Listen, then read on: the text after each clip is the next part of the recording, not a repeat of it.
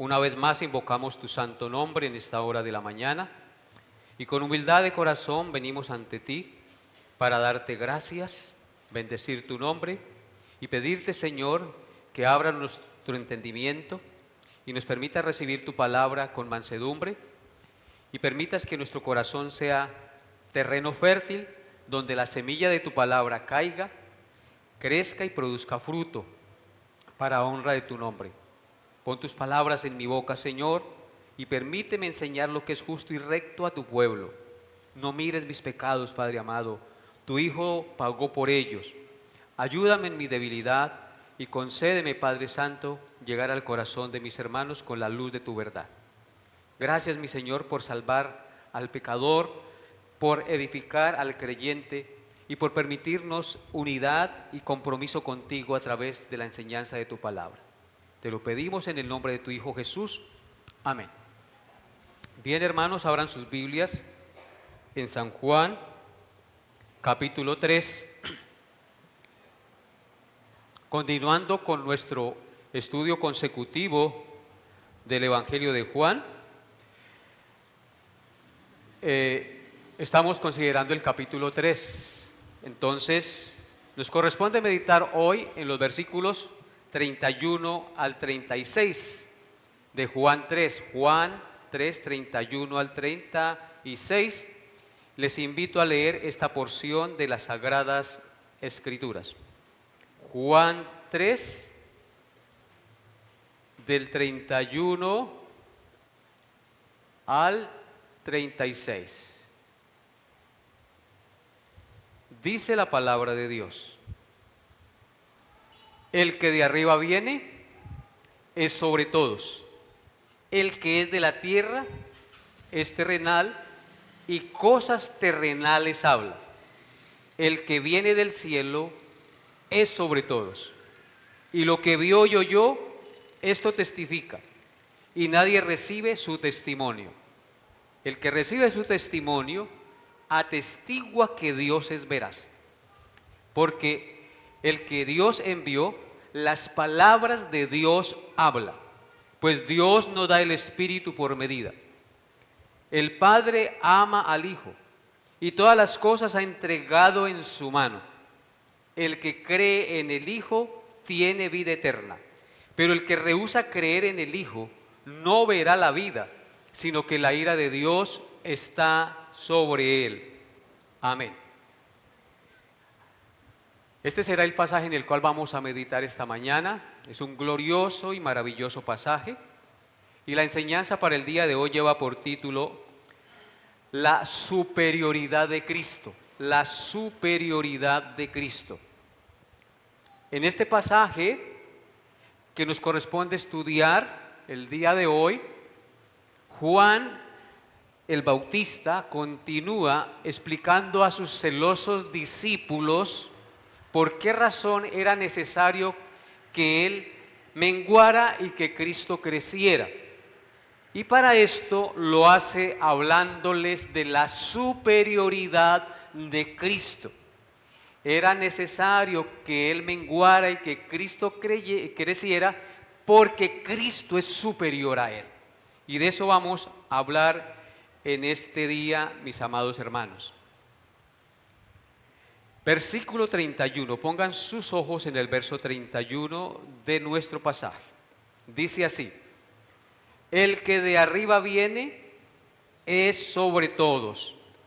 El que es de la tierra es terrenal y cosas terrenales habla. El que viene del cielo es sobre todos. Amén. En primer lugar, Juan le dice a sus discípulos y a nosotros también que Cristo es superior a él porque viene del cielo, pero él es de la tierra. Dos veces en este versículo, Juan menciona la superioridad de Cristo para hacer énfasis en esta verdad. Él dice al principio del versículo: el que de arriba viene es sobre todos. Y al final del versículo dice: el que viene del cielo es sobre todos. Estas afirmaciones, o con estas afirmaciones mejor, Juan el Bautista asevera la infinita superioridad de Cristo sobre sí mismo o sobre cualquier otro hijo de Adán, es decir, sobre cualquier hombre sobre la tierra o mujer sobre la tierra. No importa el cargo que ocupe, no importa que sea la persona más eminente, no importa que sea la persona más especial e importante, Cristo es de arriba, Cristo es superior, es del cielo, no es meramente un hombre. Cristo es Dios mismo, es del cielo, no es de la tierra, no es meramente un hombre. Cuando Cristo adoptó nuestra naturaleza y nació en este mundo, vino del cielo. Como Dios hecho carne, Él es muy por encima de todos sus ministros y sus siervos, y como creador está por encima de todas las criaturas. En consecuencia, hermanos, Él es superior a todos. Él está por sobre todo principado y por sobre toda autoridad y poder y señorío, y sobre todo nombre que se nombra en esta tierra. Él es la cabeza sobre todas las cosas a la iglesia. Él merece el honor, la dignidad, el respeto y la reverencia que el hombre puede darle, porque Él es sobre todos y Él es el Rey de reyes y el Señor de señores. Observen lo que dice sin perder Juan, Efesios capítulo 1, versículos 20 al 23, por favor. Efesios 1, 20 al 23 dice: la cual operó en Cristo, resucitándole de los muertos y sentándole a su diestra en los lugares celestiales, sobre todo principado y autoridad y poder y señorío, y sobre todo nombre que se nombra no solo en este siglo, sino también en el venidero. Y sometió todas las cosas bajo sus pies, y lo dio por cabeza sobre todas las cosas a la iglesia, la cual es su cuerpo, la plenitud de aquel que todo lo llena en todo. Amén. Este pasaje claramente evidencia que Cristo es sobre todos, sobre todo principado, sobre toda autoridad y poder y señorío, sobre todo nombre que se nombra no solo en este siglo, sino también en el venidero. Y dice que lo dio por cabeza sobre todas las cosas a la iglesia, la cual es su cuerpo y la plenitud de aquel que todo lo llena en todo. Por eso Juan le dice a sus discípulos: es necesario que yo mengüe y que Él crezca, porque yo no soy nada, pero Él lo es todo. Y volviendo a nuestro texto base, en Juan, capítulo 3, verso 31, en la mitad del versículo 31 que estamos considerando, dice: el que es de la tierra es terrenal y cosas terrenales habla.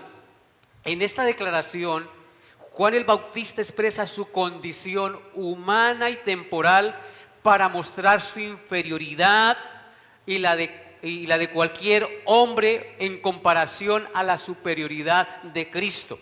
Es como si dijera: nosotros somos solo hombres hechos de arcilla y polvo. En consecuencia, cosas terrenales hablamos porque somos de la tierra, pecadores, temporales y pasajeros. Él es del cielo, sin pecado, santo y eterno, siempre ha existido, y todo lo que habla es celestial y eterno, por eso Él es superior. Observen lo que dice Juan 1:27, por boca del mismo Juan que está dando aquí este testimonio. Miren lo que dice el mismo Juan el Bautista en Juan 1:27. Este es el que viene después de mí. Eso lo dijo Juan cuando vio venir a Cristo, y dice: este es el que viene después de mí, el que es antes de mí, del cual yo no soy digno de desatar la correa del calzado. ¿Qué está haciendo Juan allí? Reconociendo la superioridad la santidad, la majestad de Cristo. Él dice que Él es antes de Él porque era primero que Él y del cual Él no es digno de desatar la correa de su calzado. Él es superior. Y ahora miren lo que dice en el verso 30 del mismo capítulo 1. Juan 1:30 dice: este es aquel de quien yo dije, después de mí viene un varón, el cual es antes de mí, porque era primero que yo. ¿Qué está diciendo Juan allí? Que Cristo es superior porque Él siempre ha existido. Antes de que Él naciera, Jesucristo ya existía desde antes de la fundación del mundo. Era primero que todos los hombres. Él es Dios, el eterno que se hizo hombre. Y si usted va a Marcos capítulo 13, versículo 31, Marcos 13, 31, encontramos las siguientes palabras del mismo Cristo. Dice: el cielo y la tierra pasarán, pero mis palabras no pasarán, porque Él es del cielo y sus palabras son eternas. Sus palabras permanecerán para siempre. Por eso por más de 2000 años se ha venido predicando estas palabras y sus palabras siguen tan vigentes, tan claras, contundentes y tan confrontadoras y tan diáfanas como el cristal, que uno sigue deleitándose en ellas porque son palabras de vida eterna, son palabras de sabiduría.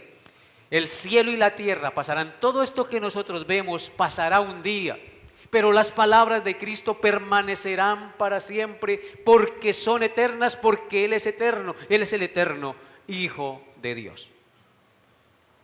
Y en segundo lugar, Juan le dice a sus discípulos que Cristo es superior a Él por la veracidad de su testimonio. Observen lo que dice el verso 32. ¿Qué dice el verso 32 de nuestro pasaje? Dice: y lo que vio y oyó, esto testifica, y nadie recibe su testimonio. Amén. En esta frase dice: en lo que vio y oyó, esto testifica. Dice claramente el verso 32. En esta frase, Juan el Bautista muestra desde otro punto de vista la divinidad de Cristo y su consiguiente superioridad sobre Él y sobre cualquier persona. Juan asegura que Cristo da testimonio de verdades eternas que vio y oyó directamente del Padre Celestial. Estas verdades las vio y las oyó desde antes de la fundación del mundo. Por tal motivo, su testimonio es absolutamente creíble y veraz. Observen lo que dice Juan 5:19. Juan 5:19 dice: respondió entonces Jesús y le dijo: de cierto os digo, no puede el Hijo hacer nada por sí mismo, sino lo que vio hacer al Padre, porque todo lo que el Padre hace, también lo hace el Hijo igualmente. Amén.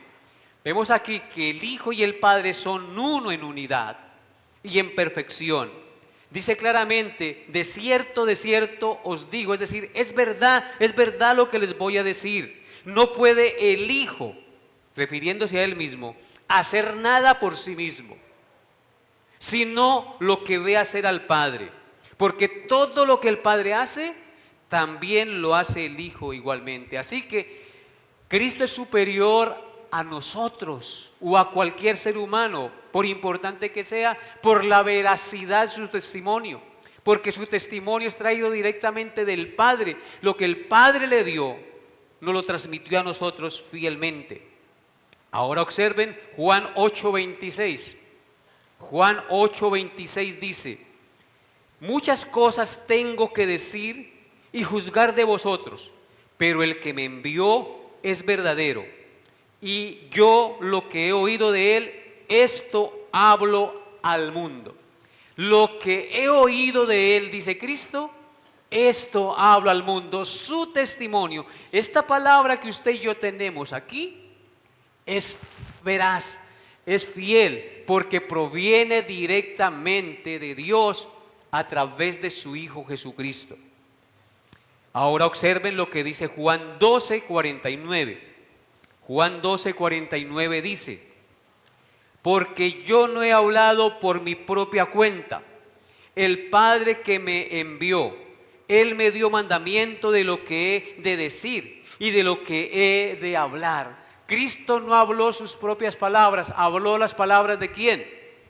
Del Padre. Dice, yo no he hablado por mi propia cuenta. El Padre que me envió, Él me dio mandamiento de lo que he de decir y de lo que he de hablar. Por eso cuando uno se para en el púlpito, lo único que tiene que hablar y predicar es la palabra de Dios, amados hermanos. Él no habla por su propia cuenta.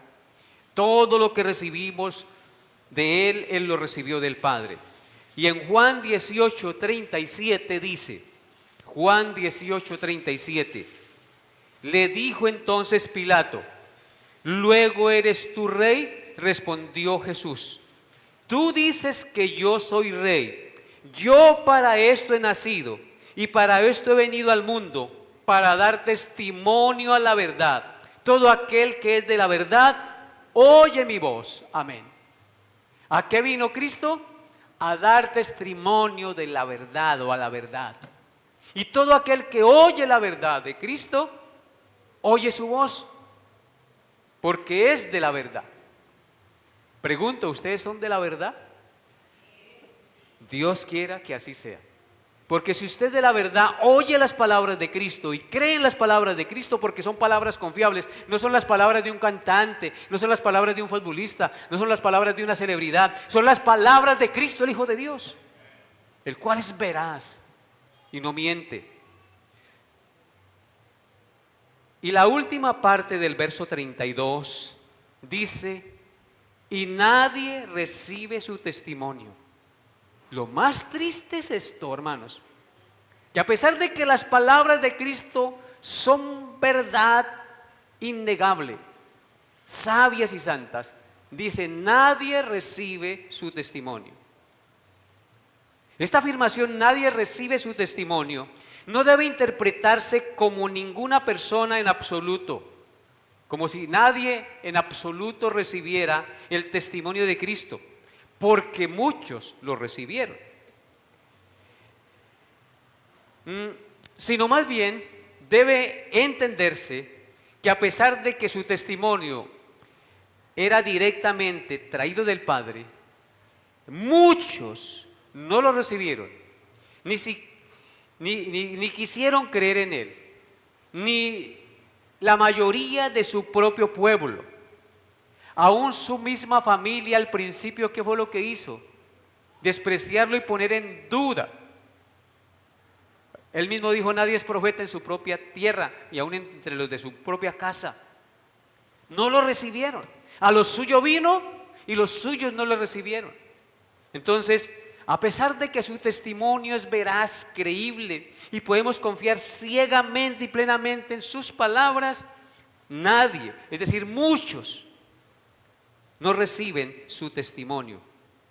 Amados hermanos, los hombres se condenan no por falta de evidencias acerca del Salvador, sino por su incredulidad y dureza de corazón, ¿sí o no? No es que les haya faltado evidencias y de que ni el mismo universo no les dé testimonio de que Dios existe. Ellos se condenan por la dureza y la incredulidad de su corazón. Juan 15:22 dice, escuchen estas palabras, Juan 15:22, si yo no hubiera venido ni les hubiera hablado, no tendrían pecado, pero ahora no tienen excusa por su pecado. Ay, hermanos, a mayor conocimiento, mayor responsabilidad y mayor juicio. Dice claramente aquí palabras de Cristo, si yo no hubiera venido ni les hubiera hablado, no tendrían pecado.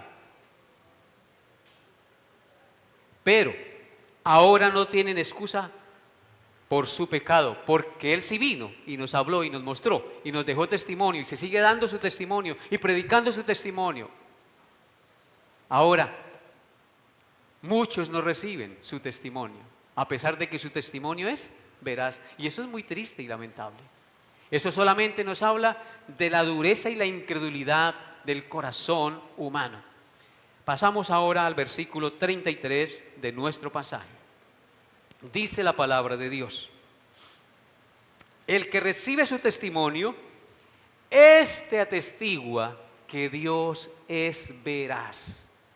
El que recibe su testimonio, este atestigua que Dios es veraz. En este versículo Juan sigue mostrando a sus discípulos la superioridad de Cristo en comparación con él, por la transformación radical que se obra en todo aquel que recibe el testimonio de Cristo. Cuando se recibe el testimonio de Cristo se arraiga en mi corazón, en mí hay un cambio radical.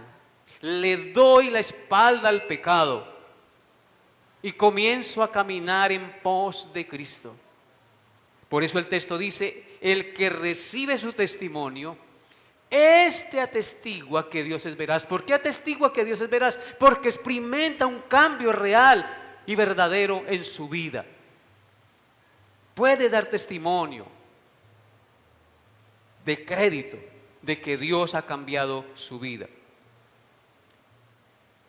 Todo aquel que recibe su testimonio y cree en él, su corazón y su manera de pensar es cambiada.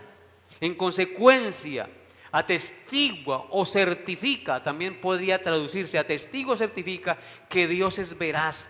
En otras palabras, testifica que Dios dice la verdad y que en él se cumplen fielmente todo lo que él prometió desde Adán, Abraham, David y sus profetas acerca del Salvador. Recordemos que algunos discípulos de Juan, como aquellos que con preocupación le habían venido a decir que aquel del cual él había dado testimonio estaba bautizando y todos estaban yendo tras él, ellos, a pesar de que habían escuchado el testimonio de Juan, no habían recibido el testimonio acerca de Jesús como el Cordero de Dios. Y por eso estaban celosos y envidiosos con el Señor, porque no habían entendido realmente de qué trataba el Evangelio, de qué trataban las cosas. Y por esta razón no podían atestiguar que Dios es veraz, porque no habían recibido el testimonio de Cristo como el Hijo del Dios enviado al mundo para salvar a los pecadores. Uno no puede hablar de lo que no tiene, ¿sí o no? Yo no puedo hablar de lo que no tengo. De lo que tenemos, hablamos. Juan 3:11 dice, de cierto te digo, que lo que sabemos hablamos y lo que hemos visto testificamos y no recibís nuestro testimonio. Ahí está claramente. Jesucristo asegura aquí, de cierto te digo, le está diciendo a Nicodemo, que lo que sabemos hablamos y lo que hemos visto testificamos. Nicodemo creía que Jesús le estaba hablando de entrar por segunda vez al vientre de la madre y volver a nacer. Y él hablaba de su manera material y física de ver las cosas. No hablaba de otra cosa, a pesar de que era un religioso, solo hablaba en términos temporales y pasajeros y materiales. Por eso él le dice, de lo que sabemos hablamos y de lo que hemos visto testificamos. Él había visto que solamente la gente nacía del vientre de la madre, pero Cristo aquí le enseña que uno puede nacer de nuevo del Espíritu y del agua, siendo una nueva persona. Y aquí Juan le está enseñando a sus discípulos esta verdad tan gloriosa, que el que recibe su testimonio, este atestigua que Dios es veraz, porque su mente y su corazón es cambiado, y entonces ya habla de lo que ha recibido, porque no podemos hablar de lo que no tenemos. Si usted conoce de carros, habla de carros. Si usted conoce a Cristo y ha experimentado el cambio que Cristo ha obrado en su vida, usted hablará de ese Cristo que lo cambió, ¿o no es así? Pero si Cristo no me ha cambiado, ¿de qué voy a hablar yo?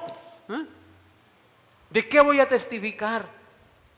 Ahora miremos lo que dice Primera de Juan, capítulo 5, versículos 10 al 12, primera de Juan 10 al 12. Hoy se está haciendo fresquito, ¿no, hermanos? Gloria a Dios. Él es el Rey de los vientos. Primera de Juan 5, 10 al 12 dice: el que cree en el Hijo de Dios tiene el testimonio en sí mismo. El que no cree a Dios le ha hecho mentiroso, porque no ha creído en el testimonio que Dios ha dado acerca de su Hijo. Y este es el testimonio, que Dios nos ha dado vida eterna, y esta vida está en su Hijo. El que tiene al Hijo tiene la vida, el que no tiene al Hijo de Dios no tiene la vida. Palabras tan maravillosas estas, hermanos. Hermanos, el que cree en el Hijo de Dios, ¿qué tiene? No, el testimonio en sí mismo. Usted tiene un testimonio. Un testimonio. El que no cree a Dios le hace mentiroso, porque no ha creído en el testimonio que Dios ha dado acerca de su Hijo. El testimonio acerca del Hijo, de que Él vino al mundo, pagó por nuestros pecados muriendo en la cruz, fue sepultado y resucitó de entre los muertos venciendo la muerte. Ese testimonio. Y dice en el verso 11, y este es el testimonio. Nos va a decir qué es el testimonio: que Dios nos ha dado vida eterna, y esta vida está en su Hijo. Miren el testimonio tan glorioso. ¿Qué nos ha dado Dios? Vida eterna. ¿En quién? En Cristo. De manera pues que el que tiene al Hijo tiene la vida, es decir, el que tiene el testimonio de Cristo, el que ha creído en Cristo tiene la vida, y el que no tiene al Hijo de Dios no tiene la vida. O sea que Cristo es muerte para algunos o vida para otros. Muerte para los que le rechazan, pero vida eterna para los que creen en Él y le reciben en su corazón. Versículo 34 de nuestro pasaje. Juan 3, 34 dice: porque el que Dios envió, las palabras de Dios habla, pues Dios nos da el Espíritu por medida. Amén. En este verso, Juan continúa mostrando la superioridad de Cristo a sus discípulos en comparación con Él, al declarar que las palabras de Cristo no eran las de un mero hombre, sino que eran nada menos que las palabras del mismo Dios, porque era el Dios hecho carne quien hablaba. El texto dice: el que Dios envió, las palabras de Dios habla. Así, claro. Y esto se puede entender porque la unidad del Padre y el Hijo es tan perfecta que quien oye y recibe la enseñanza del Hijo, oye y recibe la enseñanza del Padre.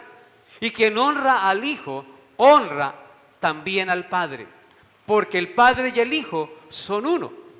Observen lo que dice Juan 5, versículos 19 al 23. Este es un pasaje glorioso. Juan 5, 19 al 23 dice: respondió Jesús y les dijo: de cierto os digo, no puede el Hijo hacer nada por sí mismo, sino lo que ve hacer al Padre, porque todo lo que el Padre hace también lo hace el Hijo igualmente. Porque el Padre ama al Hijo y le muestra todas las cosas que Él hace, y mayores obras que ésta le mostrará, de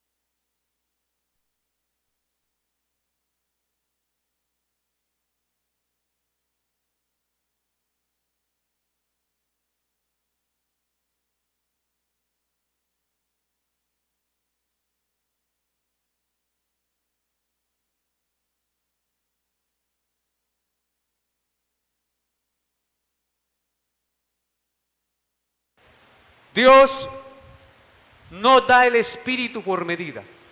Así dice en el verso 34. Dios no da el Espíritu por medida.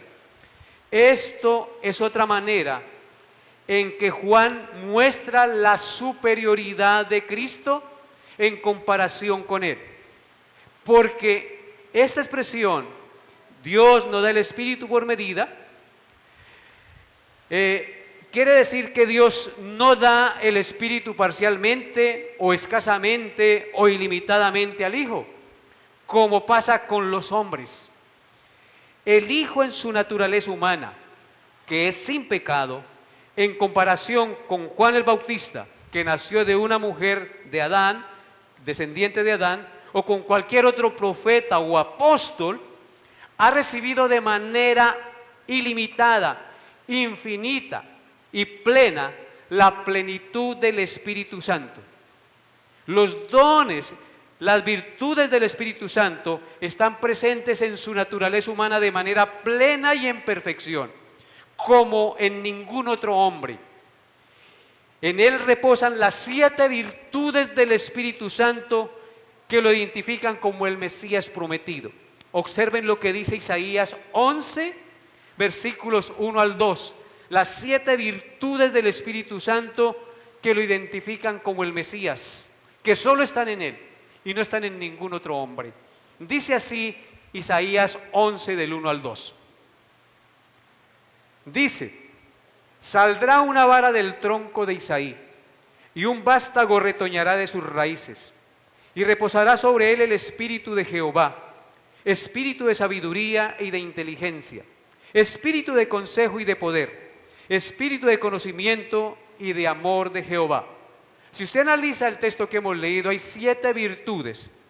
Dice el verso 1: saldrá de la vara del tronco de Isaí. Está haciendo referencia al padre de David, que se llamaba Isaí, del cual nació David, del cual viene la promesa de que saldrá un reino que nunca tendrá fin, y que ese descendiente es el Mesías.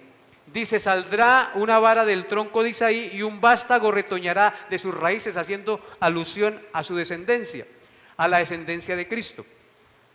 Y reposará sobre él espíritu de Jehová, primera virtud. Segundo, espíritu de sabiduría, de inteligencia, espíritu de consejo, de poder, de conocimiento y de temor de Jehová. 7 virtudes del Espíritu Santo concernientes a su naturaleza mesiánica, que solamente reposan en él, porque Dios no da el Espíritu por medida. Ahora, Jesús de Nazaret fue ungido con el Espíritu Santo como ningún otro para desarrollar perfectamente sus oficios como nuestro profeta, sacerdote y rey.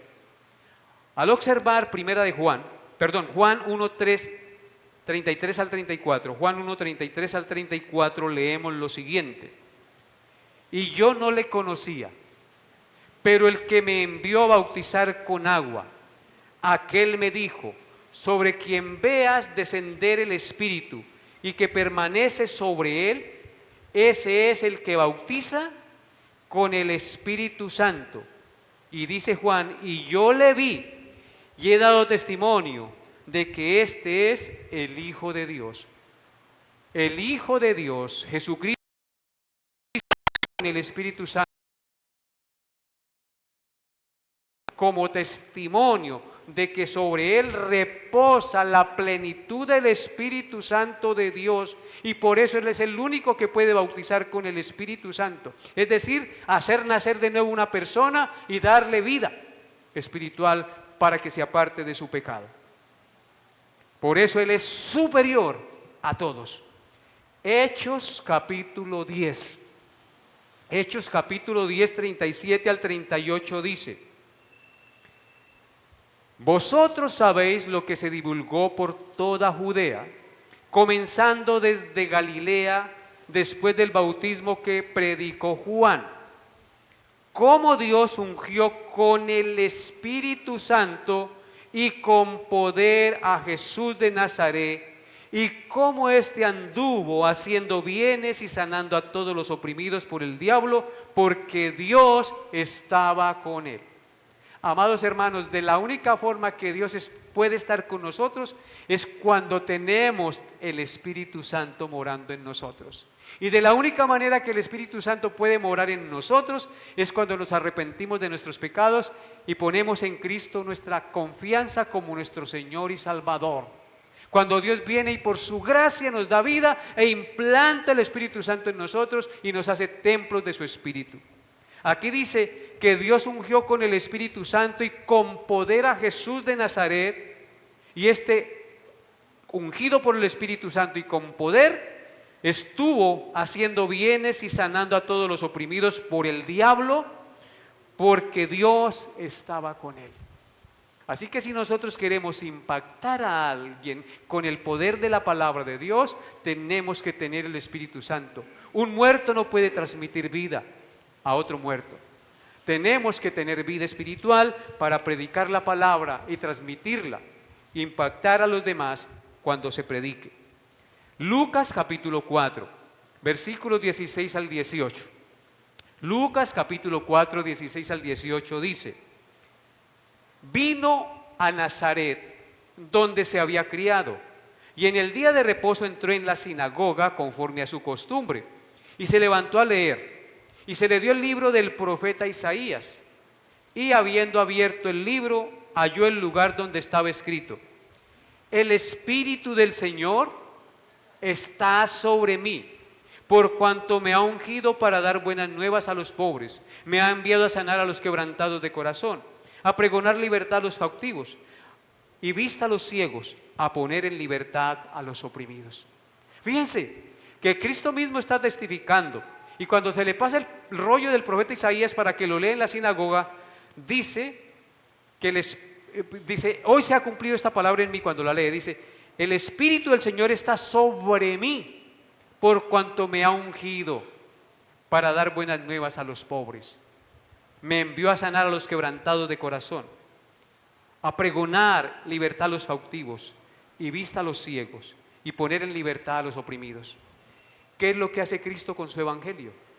Libertar a los oprimidos, dar vista a los ciegos, libertar a los cautivos del pecado, a los quebrantados y tristes de corazón por las cosas que pasan en el mundo, a dar las buenas nuevas de salvación. Pero eso solamente lo podemos hacer si estamos llenos del Espíritu Santo, si el Espíritu Santo de Dios mora en mí. No podemos predicar el evangelio sin el poder del Espíritu Santo de Dios. Amén. Versículo 35 de nuestro pasaje dice así: el Padre ama al Hijo y todas las cosas ha entregado en su mano. Juan sigue mostrando a sus discípulos la infinita superioridad de Cristo sobre él y sobre cualquier otro hombre. Y esta vez lo hace al mostrarles que el Padre tiene un Hijo al cual Él ha amado y le ha entregado en su mano todas las cosas. El texto dice en primer lugar que el Padre ama al Hijo.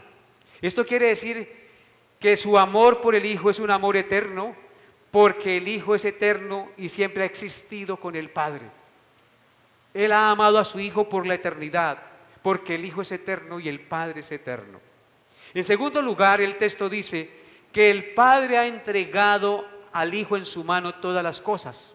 O dicho de otra manera, quiere que toda potestad o poder le fue dado en el cielo y en la tierra. Quiere decir que toda potestad o poder le fue dado en el cielo y en la tierra. El poder sobre toda carne para dar vida a quien Él quiera. El poder para justificar, santificar, guardar y glorificar al pueblo escogido. El poder para juzgar y finalmente condenar a los malvados e incrédulos y poner a todos sus enemigos por estrado de sus pies.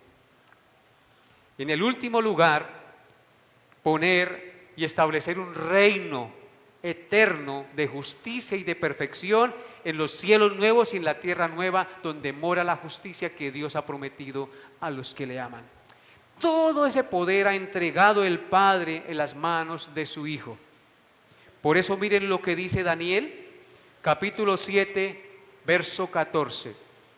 Es una profecía del Antiguo Testamento que Daniel profetizó y se cumplió en Cristo. Daniel 7:14 dice: y le fue dado dominio, gloria y reino, para que todos los pueblos, naciones y lenguas le sirvieran. Su dominio es dominio eterno que nunca pasará, y su reino uno que no será destruido. Indudablemente está haciendo referencia al reinado celestial de Cristo. Le fue dado dominio y gloria y reino para que todos los pueblos, naciones y lenguas le sirvieran. Su dominio es dominio eterno que nunca pasará, y su reino uno que no será destruido. Ese es el reino de Cristo. Juan 17, versículos 1 y 2 dice, Juan 17, 1 y 2, estas cosas habló Jesús, y levantando sus ojos al cielo dijo: Padre, la hora ha llegado, glorifica a tu Hijo, para que también tu Hijo te glorifique a ti, como le has dado potestad sobre toda carne, para que dé vida eterna a todos los que le diste. ¿Para qué le dio potestad el Padre al Hijo? Para dar vida eterna a todos los que el Padre le da. Entonces, el Cristo del cual estamos hablando hoy tiene potestad de dar vida. Lucas 10:22 dice: todas las cosas me fueron entregadas por mi Padre, y nadie conoce quién es el Hijo sino el Padre, ni quién es el Padre sino el Hijo, y aquel a quien el Hijo lo quiere revelar. Dice el texto que todas las cosas le fueron entregadas por su Padre, el mismo testimonio de Cristo. Y nadie conoce quién es el Hijo sino el Padre, ni quién es el Padre sino el Hijo, y aquel a quien el Hijo lo quiere revelar. Cristo tiene poder sobre todas las cosas y autoridad sobre todas las cosas de manera soberana. En Mateo 11:22 dice: todas las cosas me fueron entregadas. Mateo 28:18. Mateo 28:18. Y Jesús se acercó y les habló diciendo: toda potestad me es dada en el cielo y en la tierra. ¿Por qué menciono estos textos? Porque yo quiero que usted entienda, amado hermano, que me escucha en esta mañana, que del cual estamos hablando no es cualquier persona. Estamos hablando del Santo Hijo de Dios, del cual el Padre, o al cual el Padre le dio poder, potestad sobre todas las cosas. Él es digno de gloria, honra y honor, amados hermanos.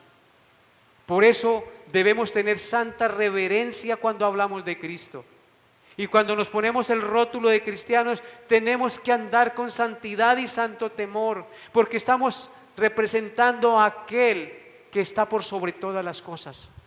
Que Dios nos ayude para que nosotros podamos dar testimonio con palabra y obra de que realmente hemos creído y somos hermanos de Cristo.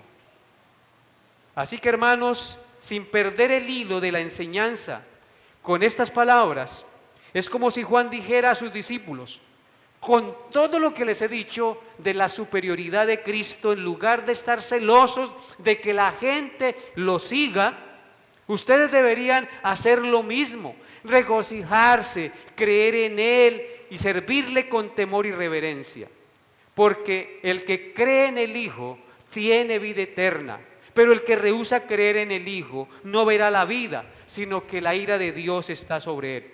Juan el Bautista concluye su testimonio sobre Cristo ante sus celosos discípulos con una solemne declaración de la suprema importancia de creer en el Hijo de Dios. Y ese es el último versículo que vamos a ver, Juan 3:36. El que cree en el Hijo tiene vida eterna, pero el que rehúsa creer en el Hijo no verá la vida, sino que la ira de Dios está sobre él. Este importantísimo pasaje tiene 3 declaraciones. La primera declaración es: el que cree en el Hijo tiene vida eterna. Juan enseña claramente que creer en el Hijo de Dios es el elemento principal de la religión salvadora. Creer en Cristo es el camino al cielo. No creer en Él es el camino al infierno. Juan dice, el que cree en el Hijo tiene, no tendrá, tiene vida eterna. Esto quiere decir que en el mismo momento que el pecador cree o pone su confianza en el Señor Jesús, obtiene la vida eterna, el perdón de sus pecados y el derecho al reino de los cielos. Y la segunda declaración es, pero el que rehúsa creer en el Hijo no verá la vida. Esa es la segunda declaración del pasaje. El que rehúsa creer en el Hijo no verá la vida. En esta segunda declaración, a diferencia de la primera, Juan advierte que el que rehúsa creer en el Hijo no verá la vida eterna, sino que la ira de Dios está sobre él.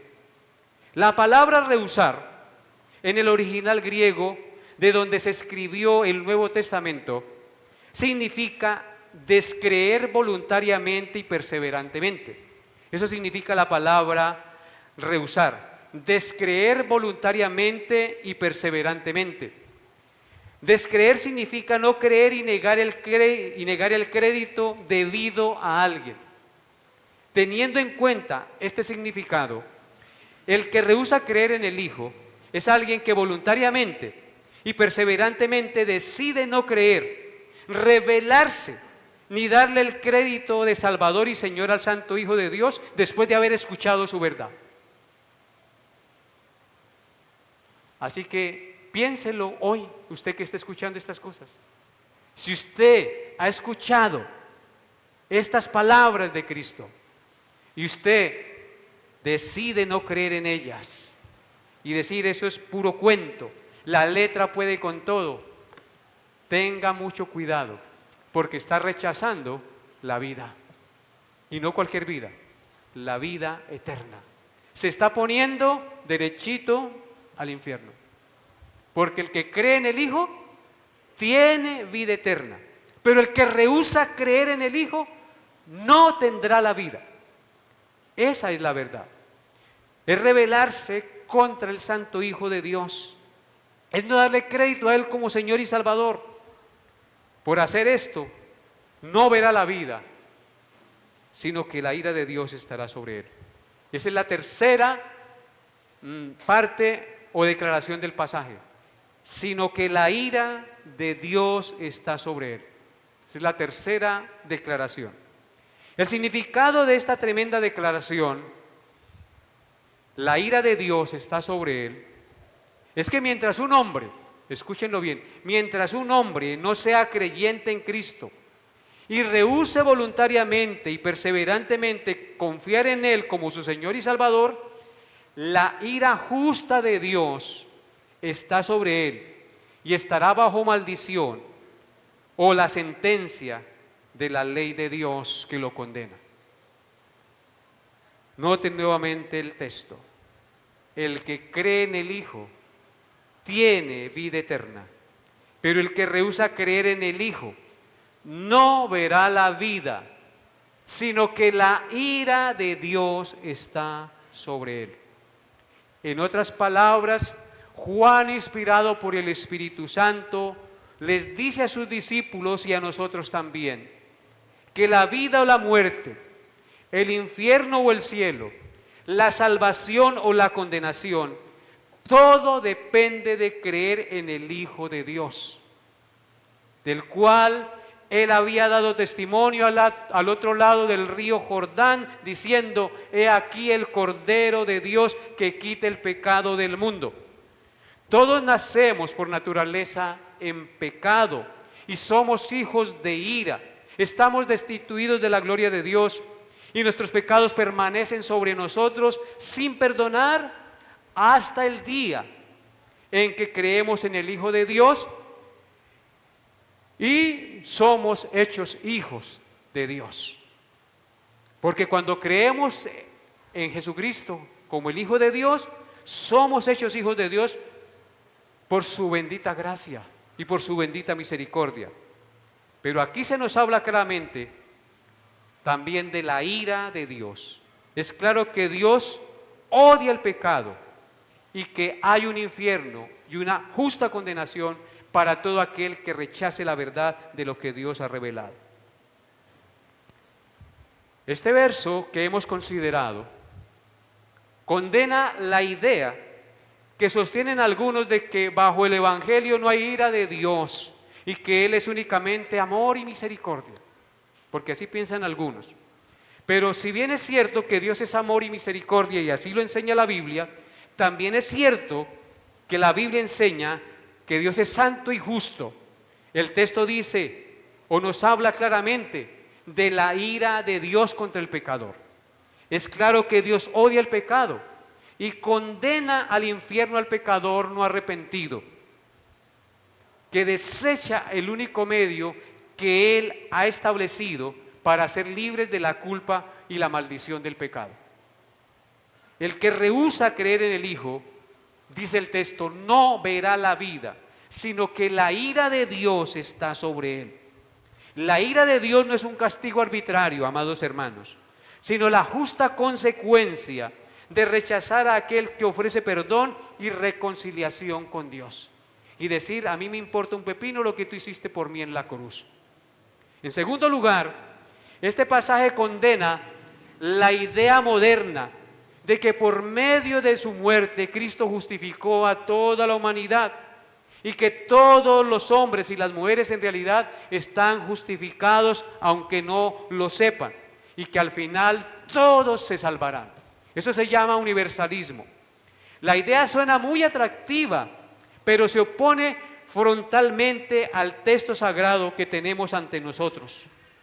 Aquí se nos dice claramente que hasta que un hombre no cree en el Hijo, la ira de Dios está sobre él. En tercer lugar, este pasaje condena el falso amor de aquellos falsos predicadores que enseñan que desde el púlpito nunca debería hablarse de la ira de Dios, ni del infierno, ni del pecado. Un evangelio light suaviza, que le rasque y le agrade al ser humano. Pero, amados hermanos, advertir a los hombres de la ira de Dios y del peligro del infierno, si no se arrepienten y creen en Cristo, no es falta de amor, sino es verdadero amor. Porque si una casa está en llamas y la gente que está dentro no se da cuenta que esa casa se está quemando y yo estoy afuera y no les aviso, no hago lo posible por despertarlos, por anunciarles que la casa se incendió, pues estoy haciendo mal. Entonces, no es falta de amor hablar de pecado y de condenación y mostrarle el pecado a la gente. Eso es amor, porque un día daremos cuenta a Dios de nuestros actos. Entonces, no es falta de amor. Y quiero terminar con una nota reflexiva. El Papa Francisco, el Papa de la Iglesia Católica Romana, dijo recientemente en su viaje por Indonesia, en una conferencia para jóvenes de diferentes religiones, dijo lo siguiente con el propósito de quedar bien con todo el mundo. Dijo que todas las religiones son un camino para llegar a Dios. Dijo las siguientes palabras: las religiones son distintos lenguajes y caminos para llegar a Dios, ya que Dios es Dios y es Dios para todos y todos somos hijos de Dios. Esas palabras suenan muy bonitas y suenan muy amorosas, pero es un concepto y una enseñanza totalmente antibíblica. Atenta contra la superioridad y la exclusividad de Cristo y sobre todas las religiones y líderes religiosos. Es decir, hacer a Cristo igual a los demás líderes religiosos de las diferentes religiones es atentar contra la superioridad de Cristo, porque la Escritura nos enseña claramente, como lo hemos visto, que el que no cree en el Hijo, la ira de Dios está sobre él. Así que si yo creo en Buda, pues la ira de Dios está sobre mí, porque he rechazado el único camino que Dios ha dado para llegar al cielo. Porque Cristo dijo: yo soy el camino, la verdad y la vida, y nadie viene al Padre sino por mí. Y Él dijo: el que cree en el Hijo tiene vida eterna, pero el que rehúsa creer en el Hijo no verá la vida. Y en 2 de Timoteo 2:5 dijo: porque hay un solo Dios y un solo mediador entre Dios y los hombres, Jesucristo hombre. porque no hay otro nombre bajo el cielo dado a los hombres en que podamos ser salvos.